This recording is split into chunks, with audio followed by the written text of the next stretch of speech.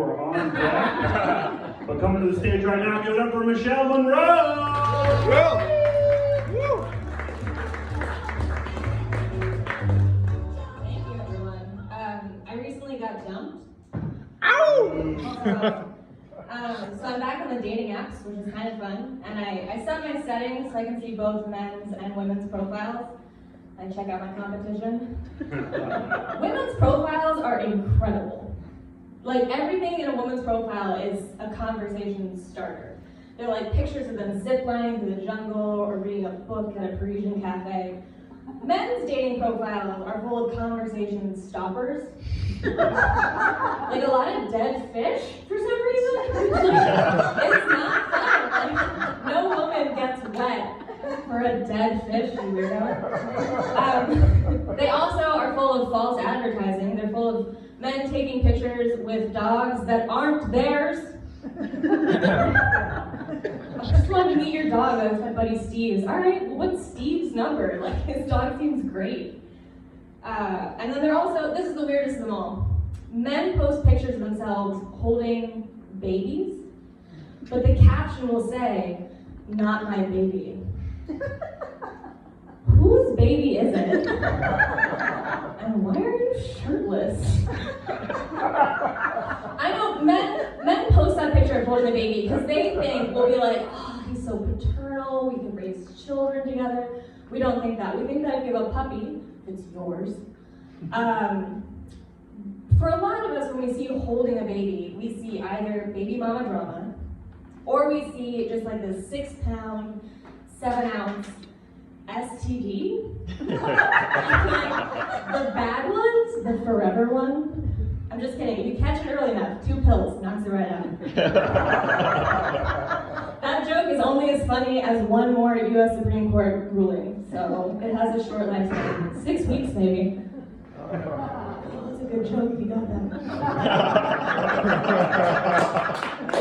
Oh, yeah. I feel my heartbeat. I don't know if you can tell by those jokes, I don't have children. My life has not been ruined. My day has been ruined by a child recently, though. It was a 12-year-old. I'll tell you the story. I was going to the grocery store, which is now we know is a dangerous place to go.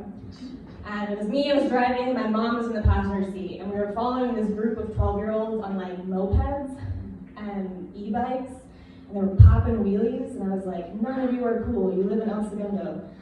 And they stopped at the red light, and like half of them were wearing helmets, the other half weren't. So I was like, please don't stand in the middle of the street without a helmet.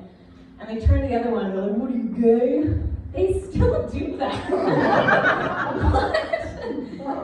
And we drive in, I see them pull into the grocery store parking lot, and I'm like, no. Now they're gonna be like spitting gum on the ground, I'm gonna have to deal with these pubescent punks.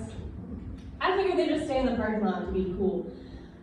So I kind of forgot about them when I went into the grocery store until one of them touched my arm, which is creepy if you don't know 12-year-olds. You're like, what are you doing, Graham? He goes, are you Hannah's mom? I look at my mom, who's 60, I'm like, and he thinks I'm so old, he repeats the question, are you Hannah's mom? No! He goes, oh, well, we're here. He kept talking to me. He goes, we're here because we heard Hannah's mom is at this grocery store, and Hannah is at somebody's house smoking weed. And I looked at him between the hot cocoa and the marshmallows that I was buying, and I said, what are you, a fucking narc? And he goes, what? And I go, what are you, a fucking narc? My mom goes, Michelle! I'm like, oh fuck, I forgot you were there. Jesus Christ. So that was horrifying. That's a real story that happened to me. I don't like transitions, so I'm gonna talk about my dog. I'm a millennial, so I have depression. Of course. So I decided to cure that by getting a dog, which by the way, it works. I went down to the pound, because I'm not rich, and there are a lot of dogs, there's a lot of chihuahuas, there's a lot of pit bulls, for some reason I was in Phoenix, there were a lot of huskies, mistakes, and 27 buildings. It's a big shelter. And I found mine in the last building, and there was this very cute dog just like wiggling its whole body, like, pick me, pick me. And I was like, nope. I want that thing in the back. My dog was in the back of the same kennel. She looked like she was one unsolicited hump away from kicking the bucket. And I was like, bitch, hashtag me too. Let's do it. So I got her. She's a delight. I don't know if you've ever bought a used car. It's very similar to buying a used dog. It's gonna have some issues. My dog's name is Ray, and it took me about 6 months to figure out that Ray is actually short for racist. Very uncomfortable. Because if you're a good dog owner and your dog's afraid of people with hats, you just avoid people with hats. If they're afraid of people with canes, you just cross the street and see someone with a cane. If I see someone that my dog is afraid of and I cross the street, I look racist. That's terrifying. I found out because she's like all dogs, she sticks her head out of the door, like out of the window of the car for the breeze.